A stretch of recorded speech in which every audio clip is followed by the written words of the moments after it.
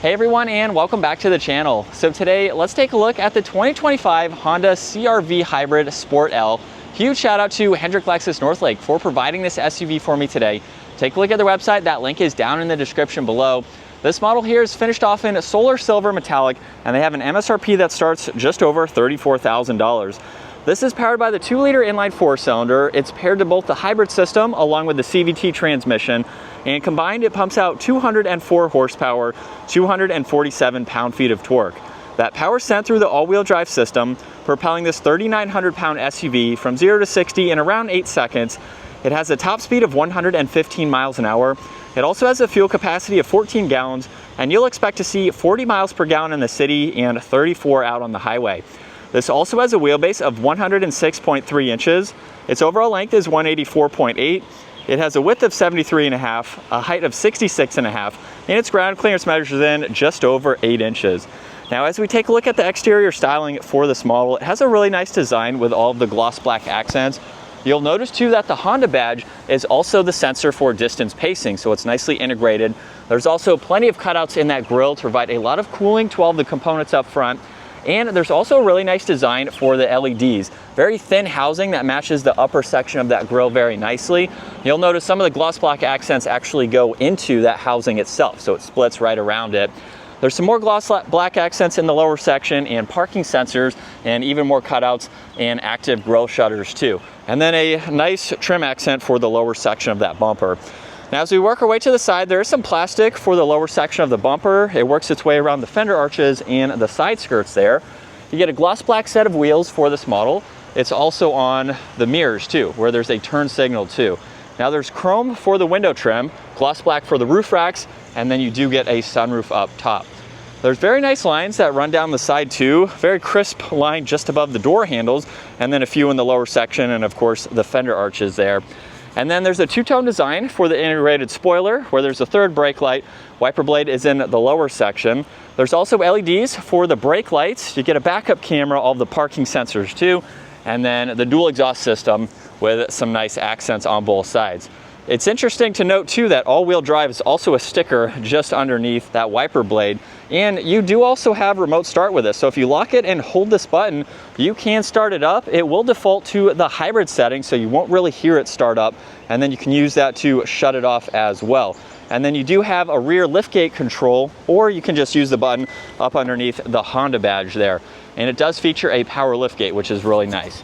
Now, in the back for this two-row SUV, you actually have a good bit of cargo space. There's also some lighting too. You have an area where you can place a cover.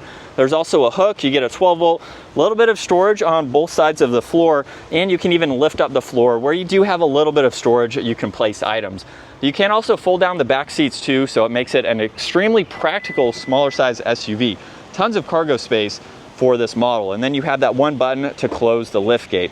Now, this does have proximity door handles up front, so just grab either front door and it will unlock the rear doors as well. And then this model has a really nice interior. You get some stitching on the armrest there. There's also some storage down below, cool trim accent just above the release handle, and the doors open very wide. So if you have car seats or you just want some better space to enter, it's a very large opening. Now, with these seats, you get a really cool two-tone design, and you have the control here to also recline the seats. So as you can tell, they go back a very far way to make you that much more comfortable. So at 5'10", I have plenty of space. You have a lot of foot room. There's also vents and auxiliaries. You get one storage pocket on that passenger side. And then at my height, I have plenty of space with the seat reclined. You do have to grab this handle here and then pull the seat back up, lock it into place where I still have a good bit of space. Obviously, you wouldn't want to sit like this. It's not as comfortable, but you can go all the way back and just be really comfortable in this smaller vehicle. Now, right in the middle, you have the armrest along with cup holders, and then you do have some cargo windows there just to provide a little bit more visibility around that pillar there. Now, up front, this even gets memory seating adjustments. You have your window control, side mirror adjustments, and then more storage down below. And then this has power operating front seats here with a nice design. Now, there's a small door sill. It's also a low SUV too, so it's not all that hard to enter and exit. And then we can start this up by using the power button there. Now, on the steering wheel, there's also paddle shifters too, even though this has a CVT. On the left side, you have volume and tuning. There's also a scrolling dial with voice commands and a home icon. On the right side, you have all the cruise control settings, lane keeping assistance, and distance pacing. Now, pushing on the home icon under the digital gauge cluster, you can actually go through some information on this left side. So the right side is fixed with your miles per hour. You get some info right in the middle, and then you can scroll through a pretty good amount of information on this left side. So you can enter all of this just depending on what you need to get into and see all of the vitals within those. So pretty good amount of info to be able to monitor. Now on this left side, you have traction control, power liftgate. There's also one air vent. And then right in the middle with the infotainment system, you do have a few physical controls, but it's also a touchscreen system as well. There's several icons that you can go through here, just depending on what you need to get into, and you have fixed information running across the lower section. So you can pair your phone, you can get through the display mode, get into your phone, along with some audio adjustments. You also have those located on this left side too. There's more air vents underneath that, with that trim piece going all the way to the passenger side. You get more of that trim accent that you saw on the door panel underneath that. This also has heated seats. You have the fan speed, temperature for driver and passenger, where you like the air to go, some other AC adjustments. You get a lot of auxiliaries along with wireless charging and plenty of storage. And then when we put this into reverse, you have the backup camera with a few different angles. So you can go through these depending on what you need to see, and you can even get to a full screen view as well. Now this also has drive and a B mode. This is for regenerative braking. I will talk about that once we get this out on the road. Now there's also a few different driving modes. So you'll notice those on the left side of the gauge cluster. So you can go through those depending on the throttle response you would like and the terrain that you are on.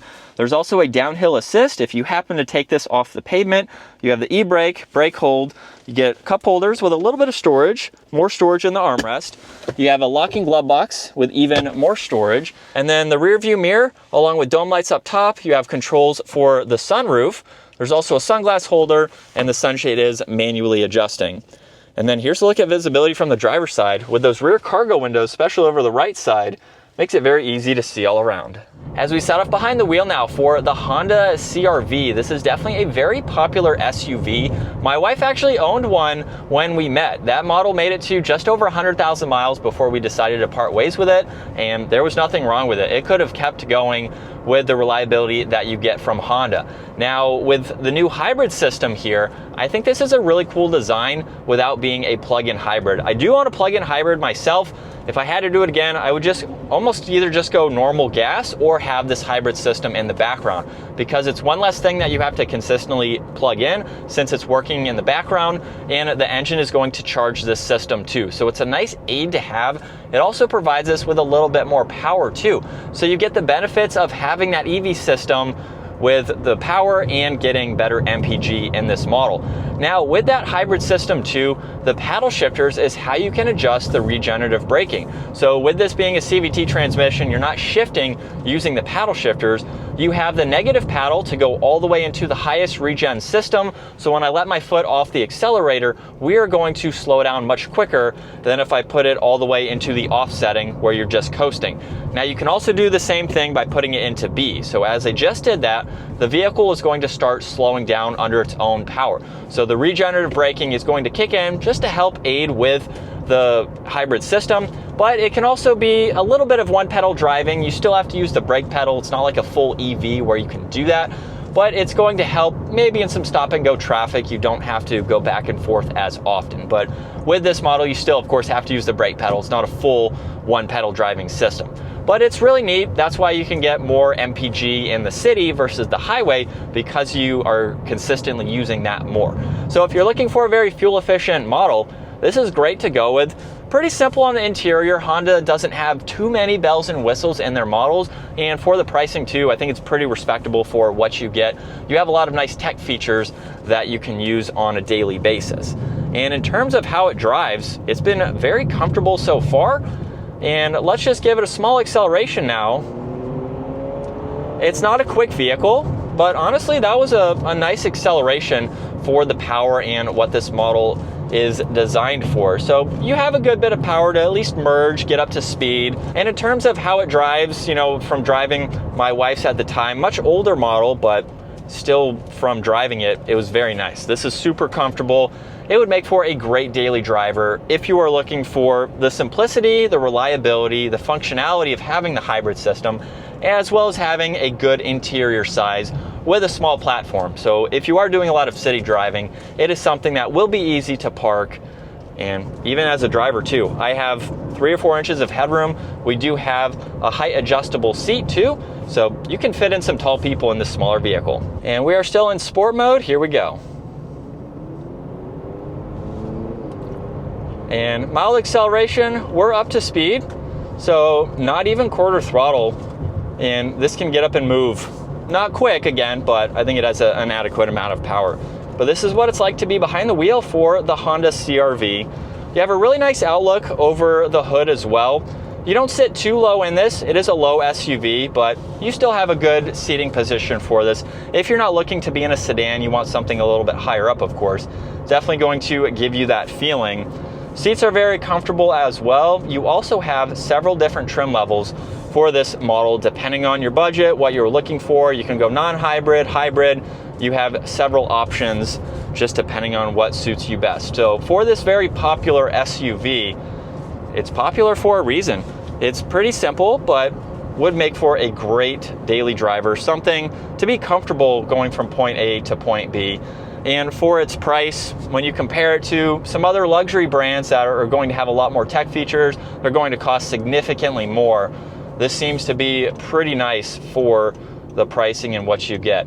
And like I mentioned earlier, this is a city vehicle, so let's see what its turning radius is like, where we can easily make this U-turn here and then get back up to speed. And that is going to wrap it up for the 2025 Honda CRV Hybrid. Once again, huge shout out to Hendrick Lexus Northlake for providing this SUV for me. Take a look at their website, give this video a huge thumbs up, and consider smashing that subscribe button so you can stay up to date with our daily uploads. I will see you all in the next video.